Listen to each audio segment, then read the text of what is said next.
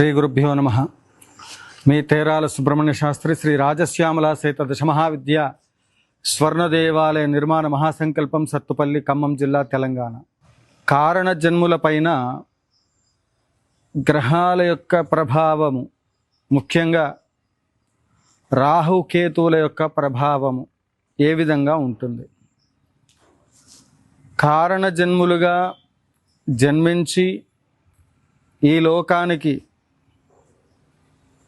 ముఖ్యంగా మంత్రశాస్త్ర పరమైనటువంటివి, వేద సంబంధమైనటువంటి ఒక ఆధ్యాత్మికమైన విషయాలలో సిద్ధత్వము, సిద్ధపురుషులుగా, అవధూతలుగా, కారణ జన్ములుగా అవతరించి ఈ లోకానికి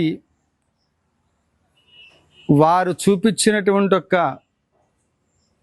మరి ఆధ్యాత్మికమైనటువంటి ఒక సూచనలు, సలహాలు ఇవన్నీ కూడా ప్రస్తుత కాలంలో ఎంతో వాటి వల్ల విశేషమైనటువంటి ఒక పుణ్య ఫలితాలు పొందుతూ ఉన్నప్పటికీ కూడా అవధూతలుగా ఇప్పుడు కూడా ప్రస్తుత కాలంలో మన కళ్ళ ముందు ఎంతోమంది మనకు కనిపిస్తూ ఉంటారు. యతీశ్వరులు, సాధువులు, ఎంతోమంది ఉపాసనాపరులు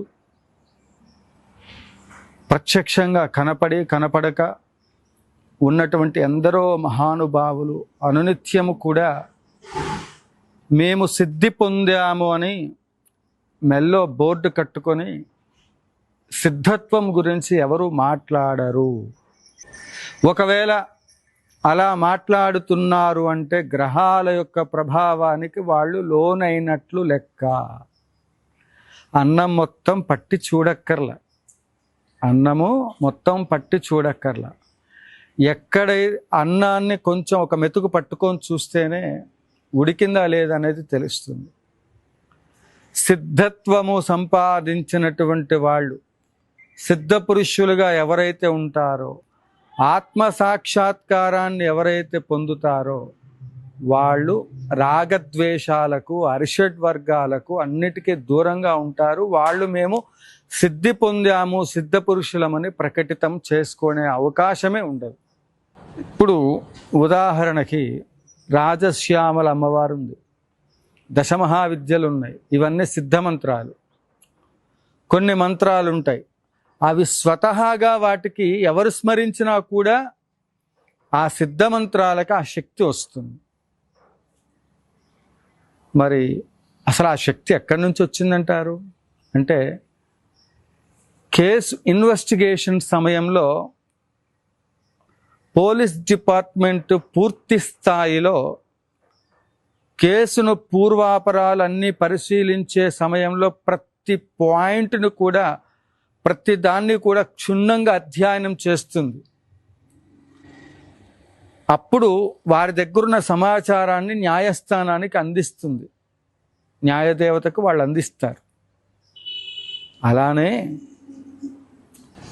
సిద్ధత్వం వస్తుందా లేదా, సిద్ధ పురుషుడు అవునా కాదా, కారణ జన్ములు అవునా కాదా, అసలు ఈ జాతకుడికి దైవీకమైన లక్షణాలు ఏ మేరకు ఉన్నాయి, ఇతనికి అసలు ఏ దైవమైనప్పటికీ కూడా అనుకూలించి సిద్ధత్వాన్ని పొందేటువంటి ఒక స్థితి ఉందా లేదా అనేటువంటిది పోలీస్ డిపార్ట్మెంట్లోనూ అట్లనే ఇంకా ఇతరత్ర పరిశోధనాత్మకమైనటువంటి ఒక అంశాలలో ఎవరైనప్పటికీ కూడా ఒక సమస్యకి పరిష్కార మార్గం కోసం అన్వేషణ చేయటానికి ఆయా వ్యవస్థల్లో ఆయా శాస్త్రములను ఎలా అయితే వాడతారో ఇక్కడ కూడా జ్యోతిష శాస్త్రం అనేటువంటిది ఒకటి ఉంది. ఒరిజినల్గా పుట్టిన తేదీ, సమయము వీటన్నిటినీ ఆధారంగా చేసుకొని తన యొక్క నడవడిక, తన యొక్క స్థితిగతులు, తన యొక్క ప్రవర్తన వీటన్నిటిని, ఒక ఉద్యోగం రావాలంటే అర్హతలు, ఎంత అర్హతలు కావాలండి. ప్రభుత్వ ఉద్యోగం కానీ ఎక్కడైనా సరే ఆ పనిలో మనకు ఉండబడేటువంటి నైపుణ్యతను అనుసరించి మనకి ఆ ఉద్యోగానికి అర్హులం అవునా కాదా అనేటువంటిది ఆలోచన చేస్తాం. అట్లనే సిద్ధ పురుషులు, ఆత్మసాక్షాత్కారం అవ్వటము, ఇవన్నీ కూడా ఈ జన్మలగ్న కుండలిని అనుసరించి ఉంటాయి తప్ప కారణ జన్ములకి అలా ఉన్నటువంటి వాళ్ళు మేము సిద్ధపురుషులని చెప్పుకోరు. అక్కడే మొదటి పాయింట్. మొట్టమొదటి లక్షణం ఏమిటంటే ఏది ప్రకటితం ఉండదు. షిరిడి సాయిబాబా వారు ఉన్నారు, నేను సిద్ధపురుషునని ఆయన ఏం చెప్పుకోలే. ఎవరి దగ్గరికైతే సమస్య ఉందో వాళ్ళ దగ్గరికి వెళ్ళి ఆయన ఆ పరిష్కారాన్ని చూపించారు ఆయన బాబా వారు. ఇప్పటికీ కూడా నా సమాధి నుండి మీకు సమాధానము లభించును, మీరు దేనికి భయపడక్కర్లేదు అనేటువంటిది షిరిడి సాయిబాబా వారి సూక్తుల్లో మనకి కనిపిస్తూ ఉంటాయి. సిద్ధ పురుషులు. సో ఇక్కడ ఆ తత్వంలో మనం ఆలోచన చేసినప్పుడు ఇక్కడ నేను సిద్ధ పురుషునని ఏ సిద్ధ పురుషుడు చెప్పుకోడు. నాకు ఇన్ని కోట్లు ఉన్నాయి లేదా నాకు ఇన్ని అప్పులు ఉన్నాయని అవడం చెప్తాడా? 100 కోట్ల అప్పు ఉన్నా దర్జాగా 100 కోట్ల రూపాయల కారులో తిరుగుతూ నాకేంటంటాడు. కానీ ఒరిజినాలిటీ అనేది ఏదో ఉంటుంది. ఆ ఒరిజినాలిటీ 100% ఏదైతే ఉందో అది నిమురు కప్పిన నిప్పు అంటారు కదా, అలా ఎక్కడో పైన బూడిదలాగా ఉండి లోపల నిప్పు ఉంటుంది. ఉఫ్ఫ నూదినప్పుడు అది పోతుంది. అట్లనే వీటన్నిటికీ కూడా రాహు కేతువుల యొక్క ప్రభావం చేతనే సిద్ధత్వం వస్తుంది. అంటే మంత్రానికి ఇదంతా ఎందుకు చెప్తున్నానంటే మీరు వేరే పంచాయతీ అనుకున్నారు, ఇదంతా అదేం కాదు. రాహు కేతుల యొక్క ప్రభావము, యాగాల నుండి వచ్చేటువంటి యొక్క ఫలితాలు, మంత్రసిద్ధి ఏ విధంగా జరుగుతుంది గురుగారు, మంత్రం సిద్ధించాలంటే ఏం చేయాలి అని. రాహు కేతువుల యొక్క బలం సరిగా లేకపోతే జగద్గురువులను, శాస్త్ర సంబంధమైనటువంటివి, వేద సంబంధమైనటువంటివి ఆచరించకుండా వేదానికి వ్యతిరేకంగా ప్రవర్తన చేస్తూ ఉంటాం. వేదానికి భిన్నంగా ప్రవర్తన చేస్తూ ఉంటాం. సంస్కృతి సాంప్రదాయాలకు భిన్నంగా ప్రవర్తన చేస్తూ ఉంటాం. ఇక్కడ లోక కళ్యాణార్థం కారణ జన్ములుగా అవతరించటం ఇక్కడ పరమేశ్వరుడు యొక్క అనుగ్రహం తప్ప మరొకటి కాదు. ఆ పరమేశ్వరుడు బ్రహ్మ విష్ణు మహేశ్వరుడు పరదేవత ఎప్పుడెప్పుడు ఎవరెవరిని ధర్మ సంస్థాపనార్థం ఆయా కాలాల్లో భగవంతుడిని అవతారం పొందటానికి కావలసినటువంటి ఒక స్థితిని, అలాంటి గ్రహస్థితిని శంకర భగవత్పాదులు వారు జన్మించే ముందు గ్రహాలన్నీ కూడా అన్ని అనుకూలమైన స్థితిలో వెళ్ళాయి. అప్పుడు శంకర భగవత్పాదులు వారు వచ్చారు. సాక్షాత్ కైలాసంలో ఉండబడేటువంటి ఒక శంకరులే అపర శంకరులుగా మన ముందు నడయాడారు. అప్పటి నుంచి ఇప్పటి వరకు కూడా ఆ పీఠాలని నిర్వహిస్తూ ఆ రోజు శంకర భగవత్పాదులు వారిని మనం చూడలేకపోయామనేటువంటిది బాధ లేకుండా ఈరోజు ఆమ్నాయ పీఠాల్లో మనం వారిని ప్రత్యక్షంగా చూసి తరించే మహద్భాగ్యాన్ని మనకి ఆ పెద్దలు ఇప్పటికీ నిర్వహిస్తూ ఆ మఠాలని, ఆ వ్యవస్థని కూడా ముందుకు తీసుకెళ్తూ ఉన్నారు. ఇటువంటి క్రమంలో రాహుకేతుల యొక్క ప్రభావము వీటన్నిటికీ ప్రధానమైనటువంటి ఒక కారణంగా మనం గమనిస్తూ ఈ విధమైనటువంటి ఒక పరిస్థితి ఏ ఒక్క వ్యక్తి జీవితంలోనైనా సరే మంత్రసిద్ధి చేకూరాలి అంటే ముందుగా జన్మలగ్న కుండలిలో గ్రహాల యొక్క స్థితి కదా. నాకు డేట్ ఆఫ్ బర్త్ డీటెయిల్స్ ఏమీ లేవు గురువుగారు, మంత్రసిద్ధి ఎలా వస్తుంది నీకు అట్లాంటప్పుడు పక్కన పెట్టే సిద్ధ మంత్రాలు ఉంటాయి. సంపత్తే సంపద ఆధార సర్వ సంపత్ ప్రదాయిని నిత్యానందమే నిత్య సచ్చిదానంద విగ్రహే దీనార్తి భీతిం భవతాప పీడితం తనైర్విహీనం తవ పార్శ్వే మాగతం కృపానిధి త్వాం నమ లక్ష్మీ సత్వరం ధన ప్రధానాయకం కురు అని ఇలా సిద్ధమంత్రాలు ఉంటాయి. ఓం శ్రీ రాజమాతంగీశ్వర్యే నమః సిద్ధమంత్రం. ఓం నమ శివాయ సిద్ధమంత్రం. ఓం నమో నారాయణాయ సిద్ధమంత్రం. ఓం శ్రీం హ్రీం శ్రీం కమలే కమలాలయే ప్రసీద ప్రసీద ఓం శ్రీం హ్రీం శ్రీం ఓం మహాలక్ష్మీ నమః సిద్ధమంత్రం. ఓం అధర్వణభద్రకాళి ప్రత్యంగిరాదేవి నమః ఇది సిద్ధమంత్రం. ఆ మంత్రాలకే సిద్ధత్వం ఉంది. దాన్ని స్మరిస్తే తప్పకుండా ఫలితం వస్తుంది. అందువల్ల ఋషులు ఏం చేశారు, ఆ సిద్ధమంత్రాలు వాటికి ఉండే శక్తిని ఇది ఎవరు పలికినా, ఇప్పుడు మనకి దాహం వేస్తుంది ఎండాకాలం, అప్పుడు అక్కడక్కడ పెడుతూ ఉంటారు మంచినీళ్ళు అందించడానికి చలివేంద్రాలు. అక్కడికి వెళ్ళి అందరూ ఆ నీళ్లు తాగవచ్చు, వాటికి ఇదేంలే. అట్లనే క్షేత్రాల్లో జలప్రసాదాలని చెబుతూ మంచినీటి సరఫరా చేస్తూ ఉంటారు. అవి అన్నీ వాడుకోవచ్చు, అది మన కోసం పెట్టినటువంటివి. ఇప్పుడు వాటర్ ప్లాంట్లోకి వెళ్ళి కొనుక్కోవాలంటే మన దగ్గర డబ్బులుంటే కొనుక్కోవాలి. అలానే ఇక్కడ మళ్ళీ ఆర్థికంగా నేను మళ్ళీ మీరు దీన్ని వేరే రకంగా అర్థం చేసుకోకండి. అంటే ఆ మంత్రాలు ఎవరు స్మరించినా వాళ్ళ యొక్క దాహం తీరుతుంది. మరి ఋషిప్రోక్తమైనవి కొన్ని మంత్రాలు ఉంటాయి, అవి గురువులు భక్తులిచ్చిన విరాళాలతో యాగాలు చేస్తూ ఆ మంత్రాల ద్వారా వచ్చిన ఫలితాలు యాగముల ద్వారా రప్పించి ఆ తీర్థాన్ని లోకక్షేమార్థం మరలా ఆయా దేవాలయాలకు ఆయా క్షేత్రాలకు అక్కడ జరిగేటువంటి యొక్క ఫలితాలని సూర్యచంద్రులకి సమర్పణ చేస్తారు. ఇది విధానం. అందువల్ల మనం అందరం కూడా రాహు ప్రభావం మన మీద ఏ విధంగా పడుతుందనేటువంటిది గమనించుకోండి. బంగారం ఉంది కదా అని మెడ నిండా వేసుకుని తిరగలేం కదా. అట్లనే నేను సిద్ధపురుషుణ్ణి, నేను ఆత్మసాక్షాత్కారం చేశానంటే రాహు చాలా నీచ స్థితిలో ఉన్నప్పుడు మాత్రమే ఇలాంటి మాటలు వస్తాయి. రాహు ప్రభావం వలనే మాట ద్వారా ప్రమాదాలు జరుగుతాయి. మనం ఎంత మంచిగా మాట్లాడినా చెడు వస్తుంది. అందువల్ల రాహు యొక్క ప్రభావము, కేతు యొక్క ప్రభావము మంత్రసిద్ధికి కారణము.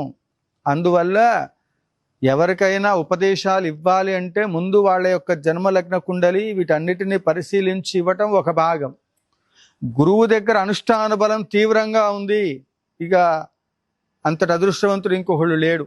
అలాంటి వాళ్ళు చక్కగా మరి గురువు దగ్గర మంత్రసిద్ధి ఉందా లేదా అనేది ఎలా తెలుసుకోవాలి అంటే శాస్త్ర సమ్మతమైనటువంటి విధి విధానాలను జనవాక్యం కర్తవ్యం అన్నారు. నలుగురు నడిచింది బాట తప్ప నేను ఒక బాట వేసి ఇది మీరు నడవండి అంటే అది మాట చెల్లుబాటు కాదు. అలానే మనకి ప్రామాణికమైనటువంటి ఒక వేదోక్తమైనటువంటి ఒక వేద సంబంధమైన పెద్దలు మనకు తెలియని విషయాలు ఎన్నో ఉంటాయి. మనకు తెలిసింది ఎంతే, అందులోనే ఎంతో తెలిసిందని మనం కాలు రగరేసామంటే దానివల్ల ఎవరికి నష్టం లేదు.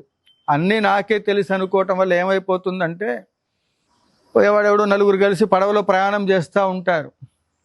ఆ కథ అందరికీ తెలుసు. చివరికి వాడు ఏదో రకంగా అన్నీ నాకే తెలుసు అని చెప్పి ఆ ప్రయాణంలో ఎవడి మాట అనకుండా మునిగిపోతాడు.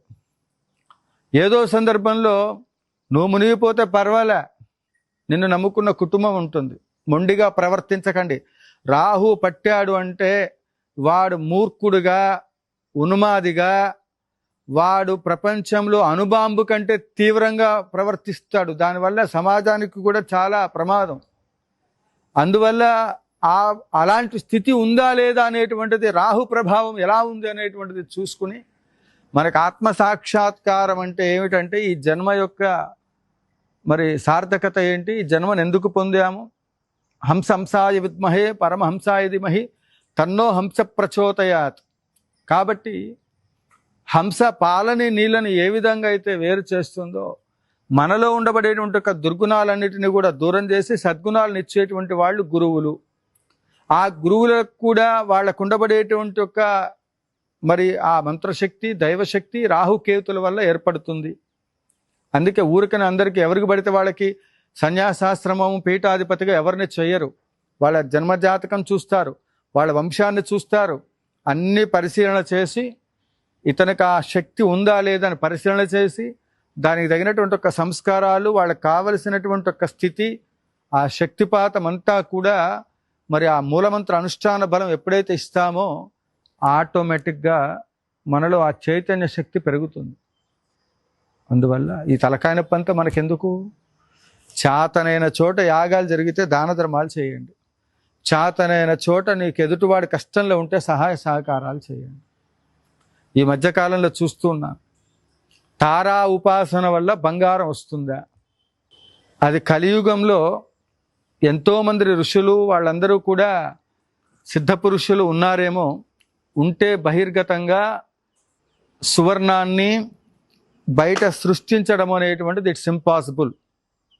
ఈ మధ్యకాలంలో జరుగుతున్నది ఏంటంటే, ఒక దేవాలయానికి ఎంతమంది అయితే వెళ్తున్నారో తెలియదులే కానీ, అందులో ఒక 100 మందిలో దేవాలయాలకు వెళ్ళేటువంటి వాళ్ళు 10 మంది, స్వామీజీల దగ్గరికి తిరిగేటువంటి వాళ్ళు 90 మంది. ఈ 90 మంది ఇచ్చే ఆదాయ వనరులతో ఆ డబ్బులతో బంగారాన్ని కొనుగోలు చేసి, తద్వారా ఈ ఉపాసన వల్ల ఇది వస్తుందని జిమ్ముక్కులు హంబక్కులు ఇవన్నీ చేస్తూ, సనాతన ధర్మంలో ఈ ఉపాసన వల్ల ఇది వస్తుందని ప్రజలను, వాళ్ళకు విలువైనటువంటి ఒక సమయాన్ని, అదే మాదిరిగా ఇంకా చెప్పాలంటే గుప్త నిధుల పేరుతో ఎన్నో జీవితాలు మీరిచ్చే డబ్బులతోటి ఆ బంగారు బిల్లలు కొని మీ ముందు చూపిస్తున్నటువంటి వాళ్ళు ఎందరెందరో. ఈ మాట చెప్తున్నందుకు నాకు ఎంతమంది కోపం వస్తుందో తెలియదు. ఇవన్నీ కూడా నా జీవితంలో నేను ఎంతోమందిని చూశాను. నేను కూడా ఒక బాధితుడినే. కాబట్టి అదేంటి గురువుగారు అంటారేమో, అంటే దైవభక్తిని, ఆ ఉండబడేటువంటి మన యొక్క ఆత్మవిశ్వాసాన్ని ఏ విధంగా క్యాష్ చేసుకోవాలనేటువంటిది కొంతమంది ఉంటారు. ఇన్ని తెలిసిన నేనే కొన్ని సందర్భాల్లో ఇబ్బందులు పడ్డ సందర్భాలు ఉన్నాయి. కాబట్టి దయచేసి భగవంతుడు ఉన్నాడన్నది నిజం. భగవంతుడి దగ్గరికి వెళ్ళి చేతనైనవి సశాస్త్రీయమైన యాగాలు యజ్ఞాలు జరిగే వాటికి మీరు ముందడుగు వేయండి తప్ప, మాయలు మంత్రాలు మన కర్మని తల కింద పెట్టి కాళ్ళు పైన పెట్టి తపస్సు చేసినా ఏ ఒక్కటి కూడా, నువ్వు మంచి చేస్తే మంచి తిరిగి వస్తుంది, చెడు చేస్తే చెడు తిరిగి వస్తుంది. దాంట్లో నుంచి నువ్వు తప్పించుకోలేవు. భగవతారాధన దేనికి? నీకు నువ్వెంత ధర్మంగా ఉన్నావో, నీకెంత మంచి మనసుందో, నువ్వు భగవంతుడికి పూజ చేస్తున్నావు అంటేనే నువ్వు ధర్మంగా ఉన్నట్లు లెక్క. అలా అని చెప్పి నటించే భక్తులు కూడా కొంతమంది ఉంటారు. నేను అవి మాట్లాడాను. ధార్మికమైనటువంటి ఒక వ్యవస్థలో ఎప్పుడూ కూడా మనకి అన్యాయం జరగదు. భగవంతుడిని ఆరాధిస్తున్నాడంటే వాడు తప్పు చేయడు. సో అలాంటి పరిస్థితి గ్రహస్థితి రీత్యా కొన్ని సందర్భాల్లో వస్తుంది. అది రాకుండా ఉండడానికి నిరంతరము భగవంతుని ఉపాసన చేస్తే ప్రాబ్లమ్స్ రావు. అందుకే ఎప్పుడూ కూడా యాగాలకి ఆ శక్తి ఉంది. యాగముల ద్వారా లోకం మొత్తం క్షేమంగా ఉంటుంది.